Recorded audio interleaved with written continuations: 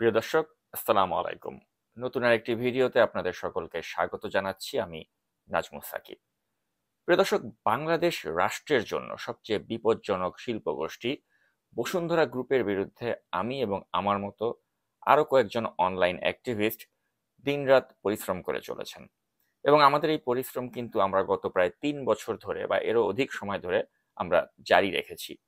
এর ফলে যেটা হয়েছে যে আমাদের মতো অনলাইন অ্যাক্টিভিস্টদের বিরুদ্ধে বসুন্ধরা তাদের মিডিয়াগুলোকে দিয়ে যত ধরনের উদ্ভট নিউজ করা সম্ভব তারা করেছে। তারা পিনাকি ভট্টাচার্যের মতো একজন জনপ্রিয় অনলাইন অ্যাক্টিভিস্টকে তারা সাইবার দুর্বৃত্ত বলে শিরোনাম করেছিল তাদের বাংলাদেশ প্রতিদিন বা টয়লেট প্রতিদিনের মতো পত্রিকাতে। এবং আমাকে নিয়ে তারা কি কি করেছে সেগুলো তো আপনাদেরকে আমি অনেকবার বলেছি, নতুন করে আর বলার কিছু নেই। তারা আমাকে সাইবার দুর্বৃত্ত, তারা আমাকে শিশু ধর্ষক, অর্থাৎ এমন কোনো অপপ্রচার আমার বিরুদ্ধে নেই যেটা তারা করেনি। এবং এটা আমি মনে করি যে এটা আই ডিজার্ভ ইট। কারণ তারা যে ধরনের একটা গোষ্ঠী, তাদের বিরুদ্ধে যখন আপনি নিউজ করবেন বস্তুনিষ্ঠভাবে, তখন আপনাকে কাউন্টার করার জন্য তারা তাদের যত ধরনের নোংরামি, সেই নোংরামিগুলো তারা করবে এবং এটাই স্বাভাবিক। এবং এই নোংরামির শিকার আপনি হবেন, এটা মেনে নিয়েই আপনাকে আসতে হবে এই তাদের বিরুদ্ধে যখন আপনি কাজ করবেন। তো আমি সেটা মেনে নিয়েই কিন্তু বসুন্ধরার বিরুদ্ধে এই সংগ্রামে নেমেছি। অনেকেই আমাকে তখন বলেছিল যে তাদের মতো একটা এরকম নোংরা গ্রুপের বিরুদ্ধে নামা উচিত নয়, কারণ যেই নেমেছে তাদেরকে তারা নানাভাবে ক্ষতিগ্রস্ত করেছে। কিন্তু আমি আসলে সেটার কোনো পরোয়া করিনি। এবং এ কারণেই আজকের এই দিনে দাঁড়িয়েও বুক ফুলিয়ে বলতে পারি যে সেই শুরু থেকে এখন পর্যন্ত বসুন্ধরার বিরুদ্ধে আর কেউ থাকুক বা না থাকুক, আমি আছি এবং আমি থাকব। এবং মুনিয়া হত্যা এবং ধর্ষণের যে মামলাটি চলমান আছে, এই মামলায় মুনিয়ার পক্ষে ন্যায় বিচারের জন্য শুরু থেকে লড়াই করে আসছি, এখনো লড়াই করে যাব। কেউ আমার পাশে থাকুক বা না থাকুক, আমার এই লড়াই, আমার এই সংগ্রাম অব্যাহত থাকবে। এবং এখন একটি পরিবর্তিত পরিস্থিতি বাংলাদেশে চলছে এবং এই পরিবর্তিত পরিস্থিতিতে আমরা প্রত্যাশা করি যে আর কখনো অতীতে এই ভূমিদস্যু বসুন্ধরাকে বিচারের আওতায় আনার যে একটা আশা আমরা করেছিলাম সেটা বাস্তবায়ন না হলেও এখন যে সেই আশাটা বাস্তবায়নের দিকে যেতে পারে সেটি আমরা করছি এ কারণেই, কারণ এখন রাষ্ট্রের যে ক্ষমতার কেন্দ্রবিন্দুতে রয়েছেন ডক্টর ইউনূসের মতো একজন সর্বজন স্বীকৃত, সর্বজন শ্রদ্ধেয় একজন মানুষ। তো সে কারণেই আমাদের আশাটা এবার অনেক বেশি এবং আমরা মনে করি যে নিশ্চয়ই ডক্টর ইউনূসের নেতৃত্বের এই সরকার এই ভূমিদস্যু বসুন্ধরার শাহ আলমকে যথাযথ ব্যবস্থা তার বিরুদ্ধে তিনি নেবেন এবং এই বসুন্ধরা গ্রুপকে অচিরেই রাষ্ট্রায়ত্তকরণ করা লাগবে এবং সেটা তারা করবেন।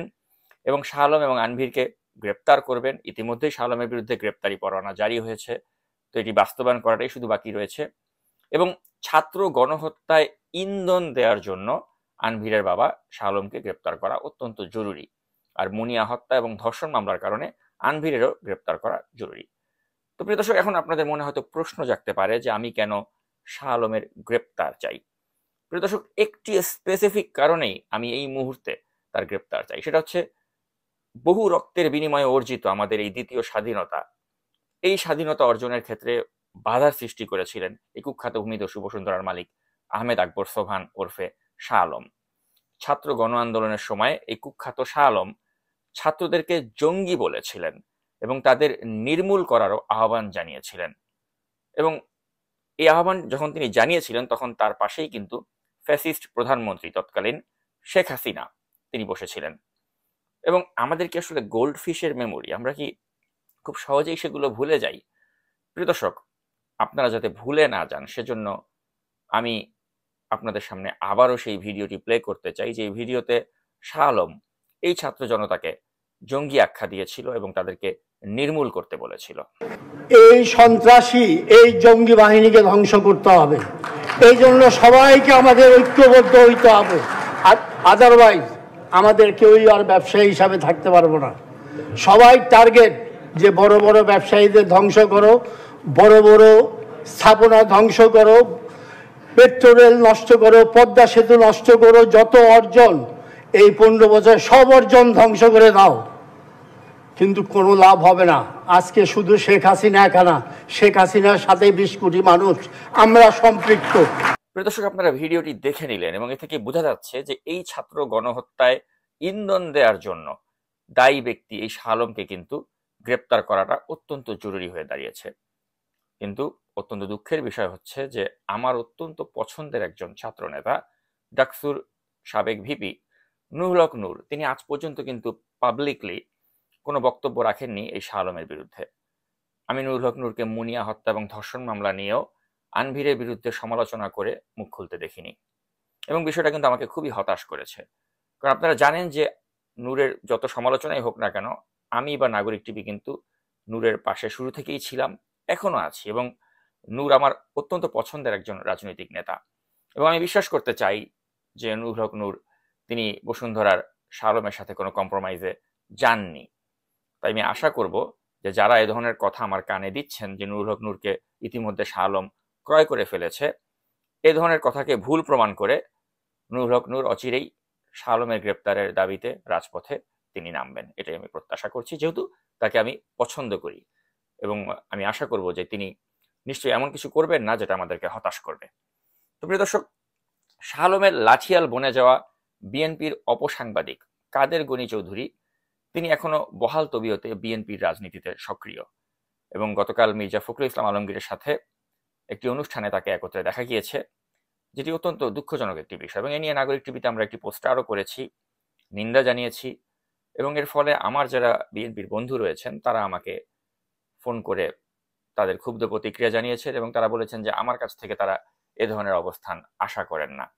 তো আমি অত্যন্ত বিনয়ের সাথে আমার সেই বিএনপির বন্ধুদেরকে বলতে চাই যে আপনারা আমার কাছে তাহলে কি আশা করেন? আপনারা কি আমার কাছ থেকে একজন মোজাম্মেল বাবু, একজন মুন্নি সাহা বা একজন ফারজানা রূপা এদের মতো কি দল দাসের মতো আচরণ বা শ্যামল দত্তের মতো দল দাসের আচরণ প্রত্যাশা করেন? কারণ আমরা তো দেখেছি যে গত 15.5 বছরে সাংবাদিকতা বলতে বাংলাদেশে কিছুই ছিল না, যেটা ছিল সেটা হচ্ছে রাষ্ট্র ক্ষমতায় যারা আছে তাদের তোষামোদি করা।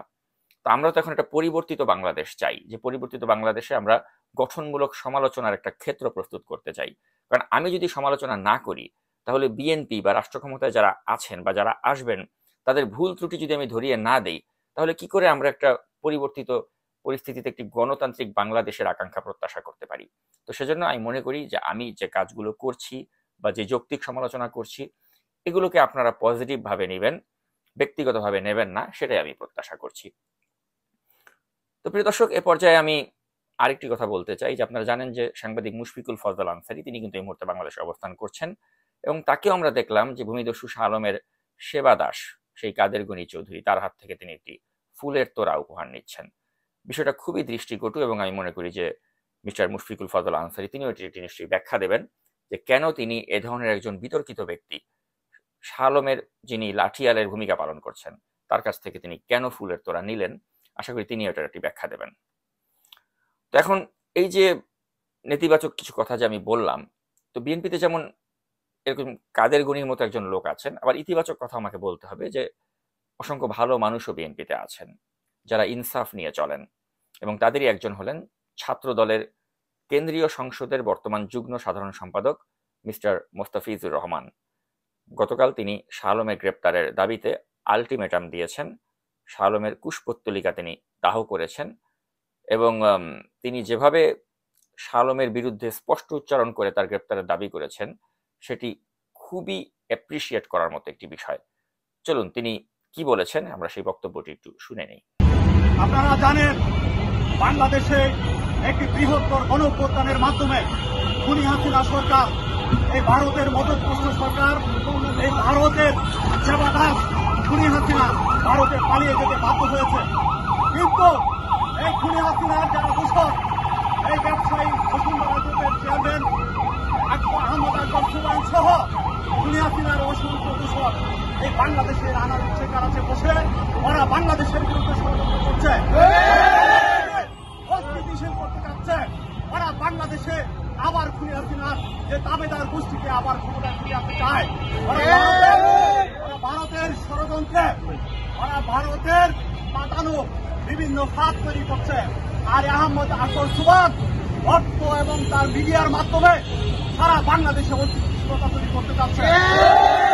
আমি এই অন্তর্বর্তীকালীন সরকারের উদ্দেশ্যে বলতে চাই, আপনারা অবিলম্বে এই আহমদ আকবর সুবানগঞ্জ সহ এই যারা খুনি হাসিনার দুষ্কর, এই খুনি হাসিনার দুষ্করদেরকে অবিলম্বে গ্রেপ্তার করুন, নতুবা এই ছাত্র জনতা বৃহত্তর গণ আন্দোলনের মাধ্যমে আহমদ আকবর সুবান সহ বংশ খুনি হাসিনার সকল দুষ্করদের শাস্তি এই বাংলাদেশের বুকে নিশ্চিত করবে।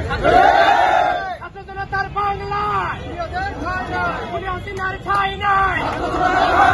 ছাত্র জনতার বাংলায় সুবাহনের ঠাঁই নাই।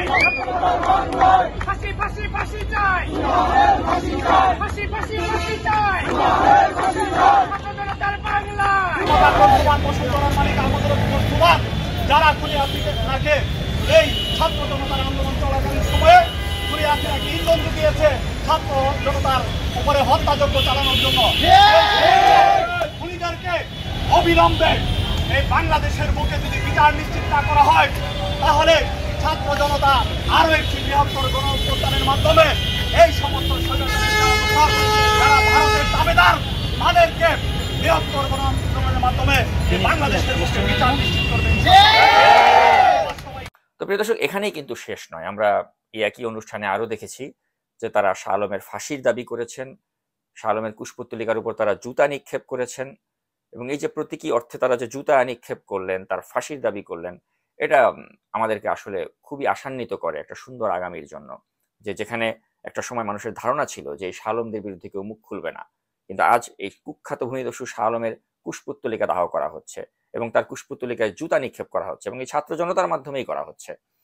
তো সেটা আসলে আমাদেরকে কিন্তু একটা সুন্দর ভবিষ্যতেরই ইঙ্গিত দিচ্ছে।